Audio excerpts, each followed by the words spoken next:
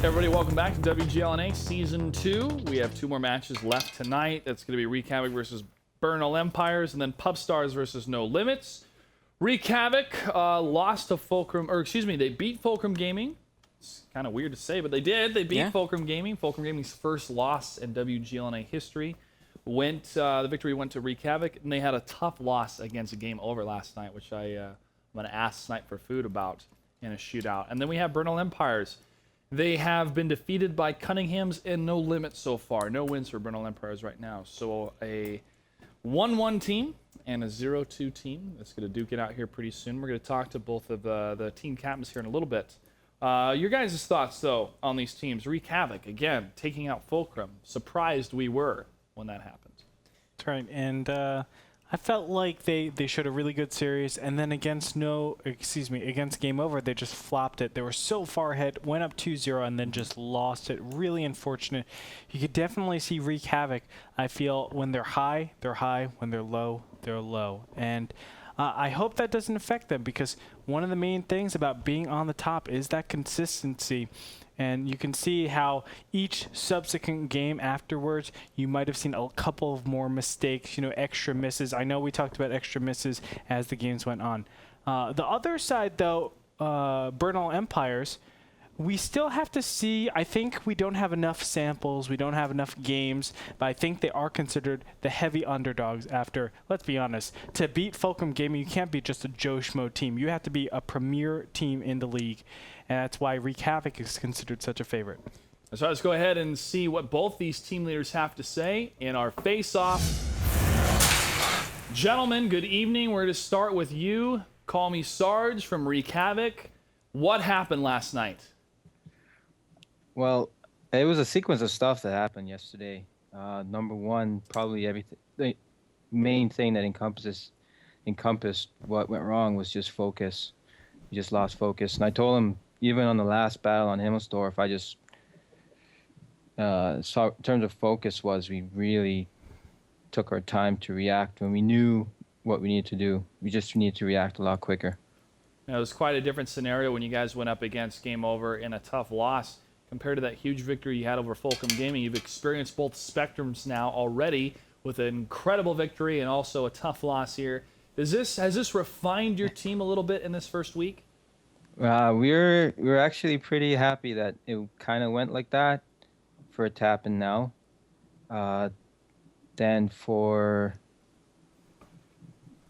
it to happen later on, I think it galvanized certain things for us. So looking forward to this battle. All right, looking forward to your battle up against Burnal Empires. Let's see what G-Forcer has to say. Now, you've had 2 tough losses yourself against Cunningham's and against No Limit. What are your thoughts going into this match against Wreak Havok? Well, really for us, the way we look at it is it's a must-win if we want to salvage the season for what it is. First 2 battles were tough. It was a close one against No Limit, but we ended up losing the shootout. So we're looking forward to try to redeem ourselves somewhat tonight. And what has your team been doing in order to prepare yourselves for this battle? Well, we were in North Carolina, as I said yesterday. Most of it got back today. So we've been watching the stream, watching replays. We watched when they beat Fulcrum. So just kind of trying to see what kind of their attitude is and how they're going to approach these maps. That's very true. You were competing against Fulcrum Gaming in the World Cyber Games U.S. Finals. And I believe Fulcrum Gaming took this series, correct? Yes, they did. Okay. We made it work for it, though. So. All right, good. Well, Fulcrum will go on to China to represent the United States. But Burnal Empires, I'm sure that you are a worthy second runner to represent America when it comes to World of Tanks. But I want to get any words that you have for your opponent, Wreak Havok. Burnal Empires, do you have any words for your opponent? Oh, sorry. Wreak Havok? That's okay. I don't know. I mean, we're 0-2. I don't feel like we can trash talk too much. So if we win this one, maybe I'll have some more words. Okay. Call me Sarge. Anything to say to G-Forcer before we start this battle? I think the last time we fought you guys, that was in the major leagues coming into the league. I think you guys beat us. We're hoping to give you guys a different side of us today. All right. Well, Wreak Havok, let's see what side of the coin you're going to choose. Heads or tails, since you're the higher seed? I'm going to choose heads. Heads. Go ahead and flip the coin. It is heads. Do you choose the map or do you defer? We'll defer. Defer. Bernal Empires, what is your map choice? Himmelsdorf. Himmelsdorf. Wreak Havok, your position. Take the north side. Wreak Havok will spawn on the north side of Himmelsdorf. Bernal Empires will take the south. Gentlemen, good luck and have fun. Thanks.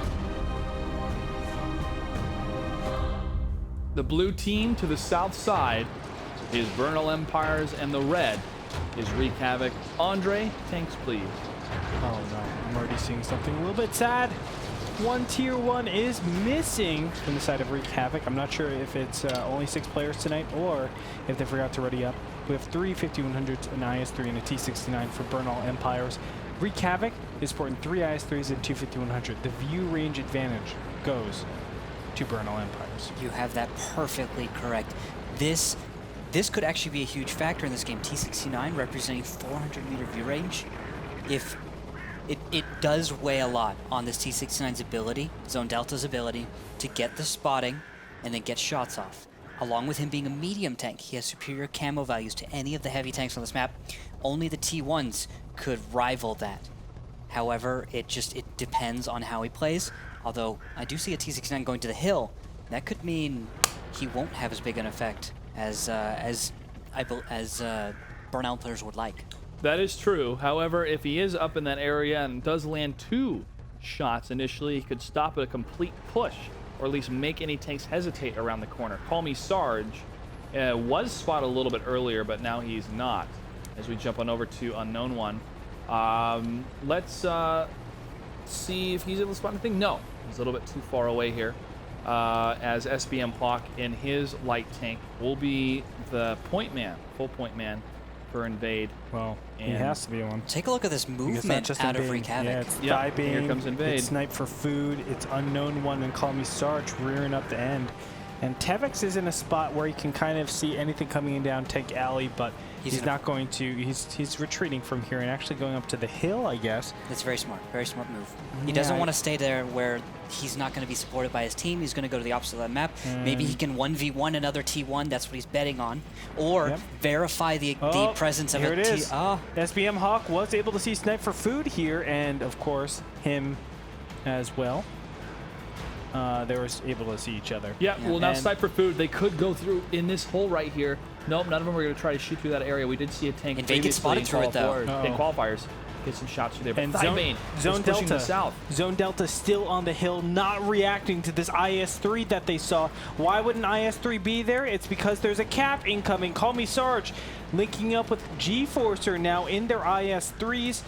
Maybe a potential battle? No, not just yet. Maybe a counter cap. I love this. Take advantage of your T1s, make them count, and put them in positions where they can cap out and be as effective as a T8. Thybane is just waiting to see if he wants to pull the trigger on the cap. He's straddling the line, and Invade is actually going to go around the line. He's going to get some good hits on the G-Forcer IS-3. 3 of them, 878 out of 1,500.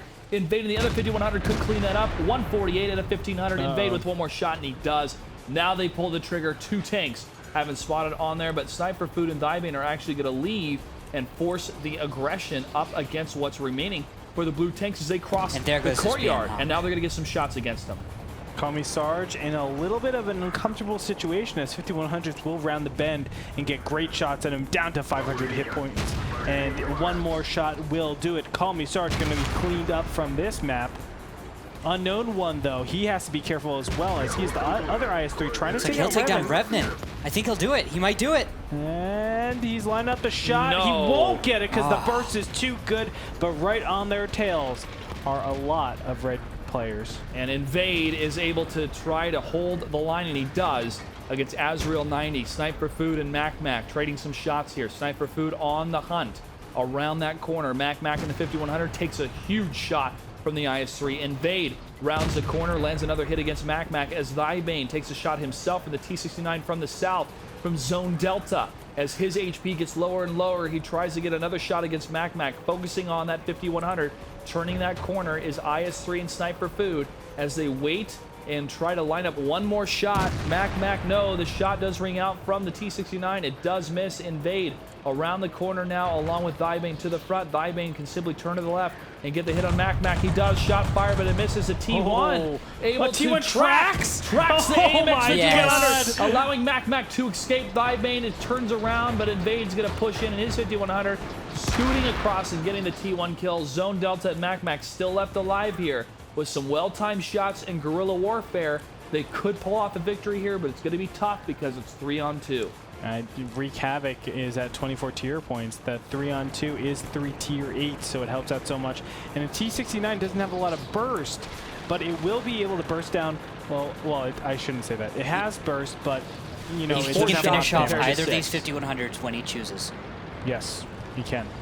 The question is, how will Wreak Havok go to approach these two tanks? And I like this, the IS-3 covering the flank, trying to initiate their attacks onto these tanks. Thybane gonna connect, and Invade is coming in here as well. Shots off on Mac, who is down to 176. Zone Delta, oh no, Mac does go down. Zone Delta now taking the brunt of the damage in his T-69, but it looks like it's not gonna be enough because Sniper Food just comes in and says goodbye.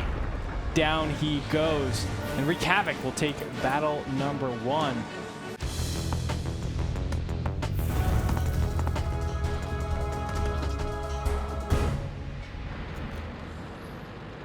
You see the blue team to the south, that is Bernal Empires to the north. We have Wreak Havok. Andre, what do we have for tanks? 2 IS-3s and 3 T-69s for the team of Bernal Empires.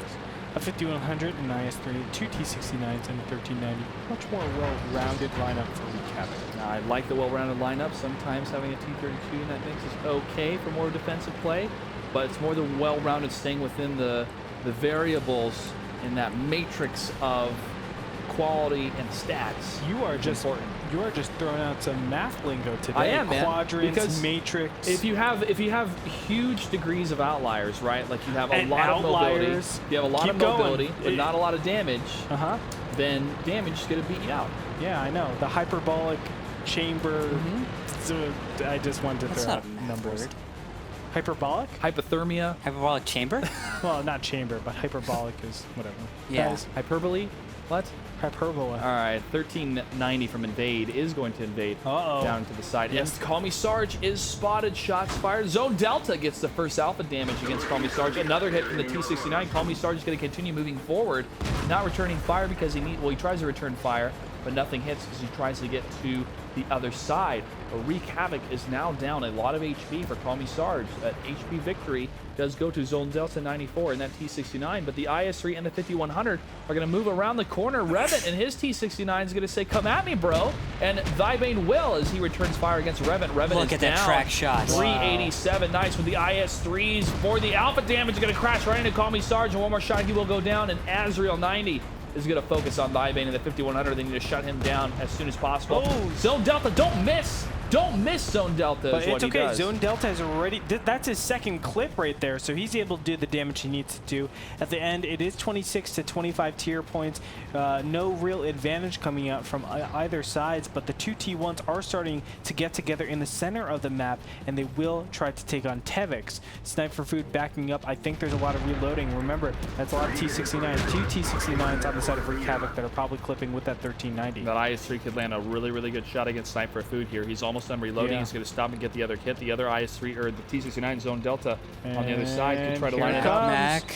Bye, Sniper Food. Oh, low wow. roll, 384. 15 HP as he tries to get out of there as soon as possible. He's only going to get to the right side and hold his ground. The best thing he could do right now is make them come to him as the rest of his teammates set up for a counter, or at least a couple shots from up top. But he's going to have to hold the line here as they move in for the kill. He will go down, but he needs to go down with a fight to get some kills. But looks like Mac and the rest of his team's going to move to the other side of the mountain. And Unknown in his T-69 is going to indicate to his friends, hey, you guys see anything? No. Invade, you move to the south. See me go for a flag cap. If they're going to fully commit here, we're going to try to stop them. And Zone Delta down to the bottom, hits Unknown One. Unknown One is still reloading. And oh, no, he gets a shot in. And he's going to continue to move away from the area because he knows the reinforcements of Zone Delta's teammates are just around the corner. And Another there shot is fires and Azrael. misses. For 343 damage, it's not quite enough. Unknown One will get away with Ooh, 294. wow. Wow. And Zone Delta actually goes down here. Azrael down 1 shot.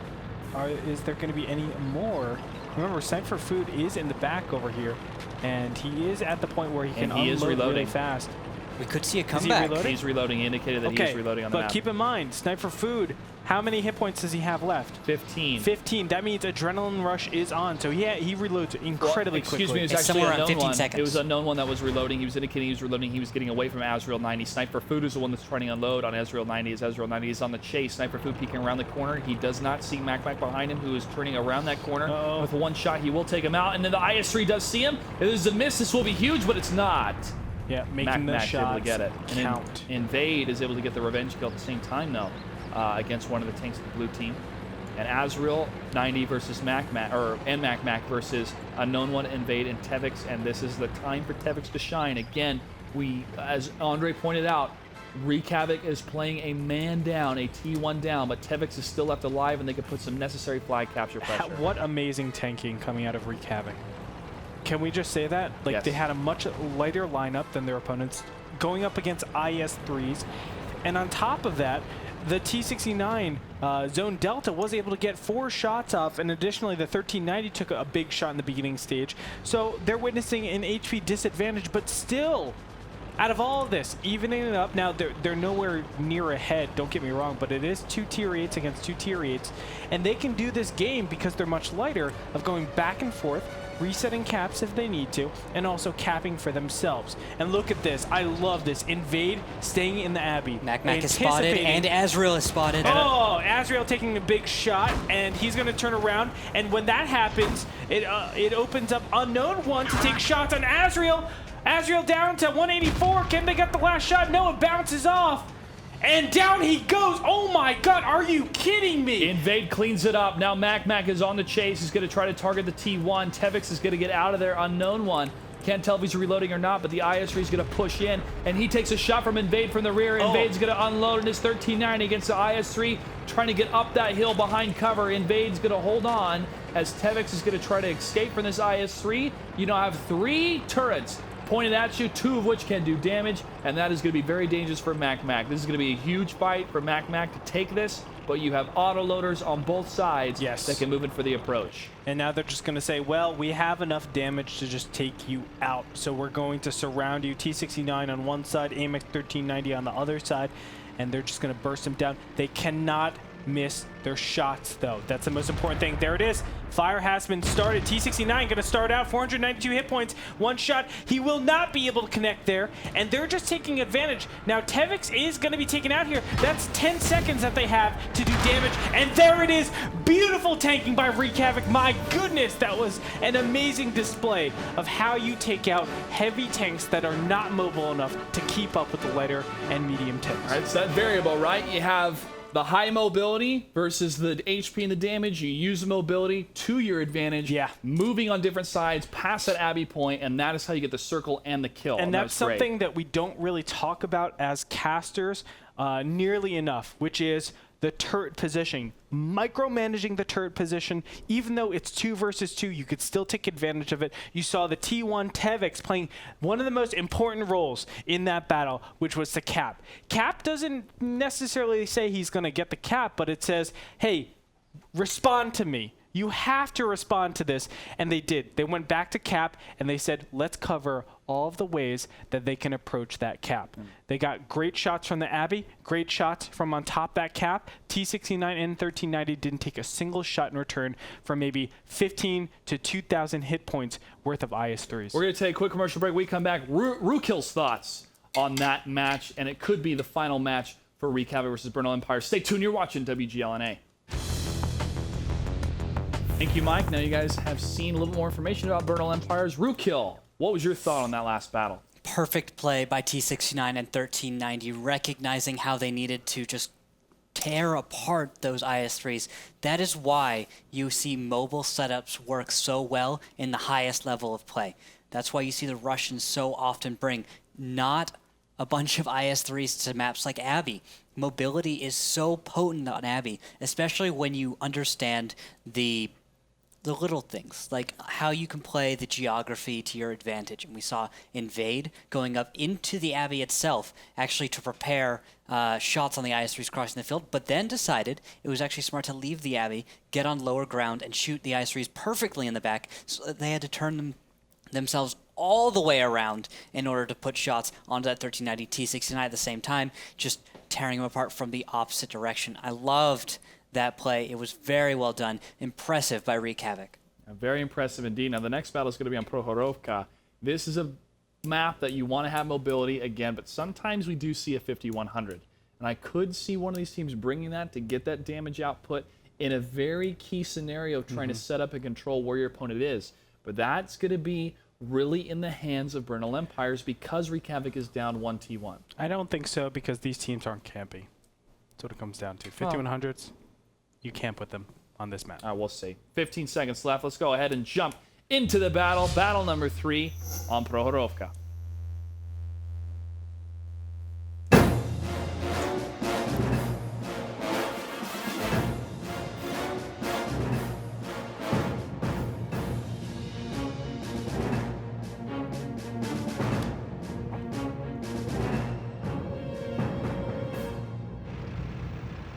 South side in the blue, we have Bernal Empires. To the north, it's the red team, Wreak Havok. Andre, tanks, what do we have? Pershing and 4 1390s for Bernal Empire. Taking a note from last game, they said, yeah, we're going to be mobile.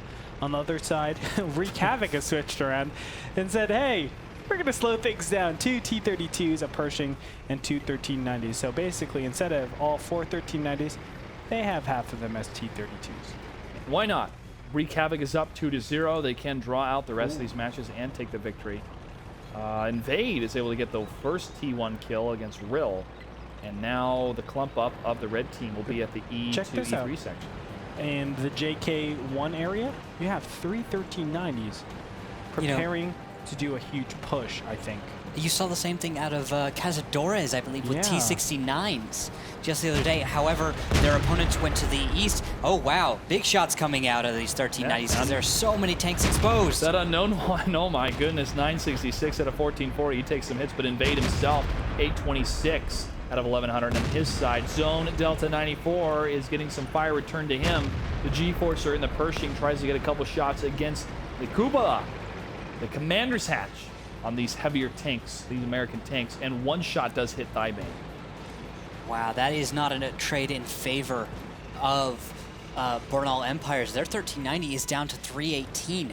This is actually going in the favor of Wreak Havok as far as hit points, everything goes. Yeah, some just masterful tanking yet again coming out from Wreak Havok. That's what they've really shown us in this series. I mean, that Abbey match, I am still having chills about it because it was just played out so well.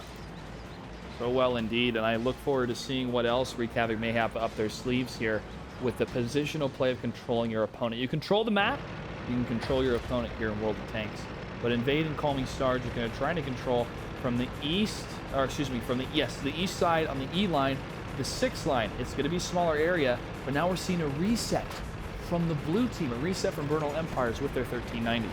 And they're pulling way back into the southeast now, and I'm not sure if they're going to deploy further up into the northeast. However, it does look like Azrael and Revenant are going to be leading the way.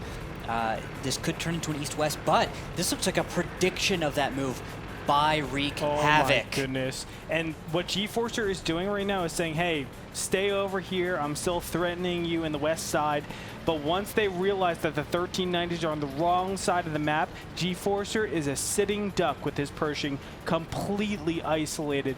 And oh my goodness, guys, this is not going to turn out well for Bernal Empires. No, it's not. They're going to cross into the village area. The T-32, Thighbane, will cross those railroad tracks first. And if he does push a little bit further, finally spotted. They see everybody. They see everybody. And they're going to get the side shots from behind. The 1390s are going to have to turn around. They're going to have turrets destroying each side of their area. Shots fired against Revan. They're going to focus fire on the 1390. He will be the first one to go down. Another fire against Azrael, 90, and Mac at 599 out of 1100. Wreak Havok is destroying Bernal Empires with some great play, shutting down that aggression, and Call Me Sergeant, his 1390, is holding the line as the remaining 1390 Azrael 90 is going to try to push in. Komisar's at 29 HP, though. The T1 Tevix trying to distract the 1390 as he turns around. He might be able to go for a shot here for a little bit of HP. He does a lot of HP. Tevix. Yeah, that brings it to a manageable level where Azrael will take damage and a one-shot, one-kill to any 1390 or any tank on the field. So that's a really nice little advantage. Invade. Tevix, can you get it? Oh, he almost got it. just Invade trying to missed. get the finishing shot here. And that was unfortunate from Invade as he low rolled that. It could have been a one-shot, one-kill. But unfortunately, he just didn't get the damage that he needed. Forcer is surrounded, and Sniper Food takes the last hit against him. Azrael 90, the only tank left alive that can do damage except Zone Delta 94 to the very south. He's not even moving. He may have given up here. Thybane takes a shot along with Sniper Food. Both miss as their trajectory was just a little bit off. And now they're going to wait for another chance to try to hit Azrael 90 as he does move to the south.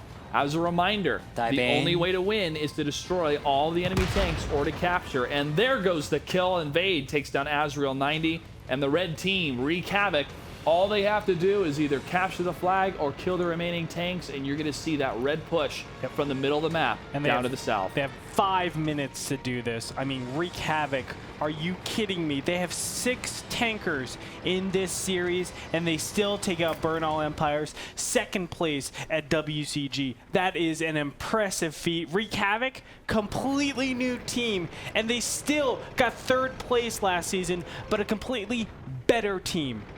Better indeed, and the way that they have controlled their opponents here has been beautiful, beautiful, even with a man down. I'm very impressed, and I look forward to see what they can do with 7 tanks when it comes to next week, as we see more battles happening for them. And again, they set the precedent really for the entire American scene for World of Tanks on how to destroy Fulcrum Gaming. And now this is just a matter of time. It looks like they want to go for the kill, invade in the 1390, get a chase down Zone Delta 94, trying to inch closer and closer to get the spot. Unknown One's going to move to the south and get the kill against the T1. You need to be a little bit careful, though, because if they do go on the chase for too long, it may be a little bit too late for them to get the capture, and that would be very, very unfortunate because it would be a technical draw. Zone Delta is going to be able to evade him, it looks like, as Invade tries to stay on the road. Sniper Food and Thybane are going to turn around. Invade, though, does see Zone Delta 94. He does shoot on the fly. It's a miss. Zone Delta at 318 out of 1100 is using the hills and valleys to try to stay away. Invade tries to line up a shot. He's going to take the shot. 55 at 1100. Wow. Nice shot from Invade. Sniper Food tries to line up one more hit. Now they do have the medium tank Unknown One that's going to get that. Oh, shots fired on both sides from Invade and Zone Delta 94. It's a miss. Zone Delta hits a hit, but Invade returns the fire. 352 to 1100. Wreak Havok takes it. 3-0, being a man down. Impressive play. This is the team to watch in Season 2. I mean, they got a little bit lucky crossing over to the east side, but still, they anticipated the movement, and no matter what, they would have the advantage. Whether it was the Pershing just getting isolated completely, or all 4 of those 1390s getting obliterated. When it comes down to it, Wreak Havok continuously showed that they are the stronger team. And the 2 T-32 Sniper Food and Thybane did the most damage in that firefight because they could stay alive the longest, and they had that beautiful view range of 400 meters. We take a look at the score here. 6 for 11. Sniper Food kept that fire going. Yes, he did miss a lot, but it's because of that peeking back and forth and some long-range distance fire.